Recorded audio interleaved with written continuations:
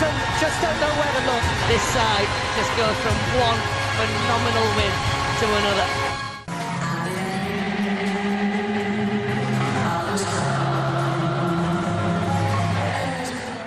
የገቡትን ቃል የፈጸሙት የሊቨርፑሎችን ተስፋ እውን ያደረጉት የማይሆን የሚመስለውን ያስቻሉት የርገን ክሎፕ በስካይ ቴሌቪዥን ካሜራ ፊት አንብተዋል። በ30 ዓመት በዚያ ታላቅ ቡድን ተጫውተው በችሎታቸው መነጋገሪያ ሆነው ግን የመጨረሻውን ዋንጫ ማሳካት ያልቻሉት የሊቨርፑል የቀድሞ ኮከቦች ሁሉ የቀድሞ ድንቅ አሰልጣኞችም ሁሉ በደስታ ስሜታቸውን ገልጸዋል። በፕሪሚየር ሊጉ ሪከርድን ሰባብረው ለሊቨርፑል ታላቁን ህልም ኦን ያደረጉት ተጫዋቾች በተለያየ መንገድ ድሉን አክብረውታል።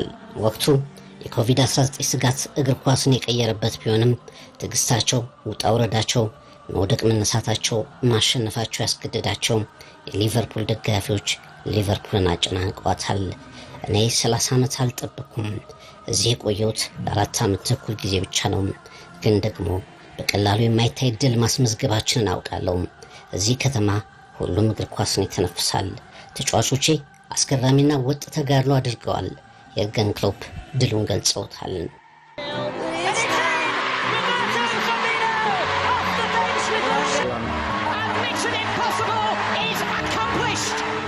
Liverpool.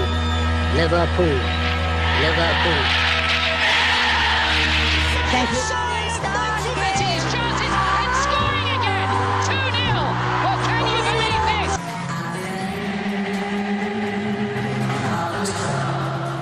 የማይታመን ዓመት ነበር። የተለየ ቡድን ነበረን። የዚህ ታሪካዊ ድል ፈጣሪ ተጫዋቾች ቡድን አባል መሆኔ ለኔ ክብር ነው። ወጥ አቋም አልዋዠቅንም። ቨርጂል ቫን ዳይክ ይናገራል። ጆርዳን ሄንደርሰን ዋናውን ዋጋ ለየርገን ክሎፕ ሰጥቷል። አሰልጣኛችን የተለየ ነው። ያለሱ ይህ ድል እውን አይሆንም ነበር።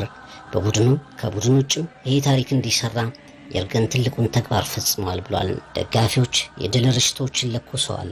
የሊቨርፑልን አርማ በከፍተኛ ቦታዎች ሁሉ ሰቅለዋል። መኪናዎች በጎዳናዎች አንባርቀዋል። የአንፊልድ ሮድ ስታዲየም በሮች የሊቨርፑል ታሪካዊ ዝማሬዎች ሁሉ ተዚመውባቸዋል። የርገን ክሎፕ ይሄ ድል ለእናንተ ነው ሲሉ ለታማኝ የሊቨርፑል ደጋፊዎች መልእክታቸውን ልከዋል።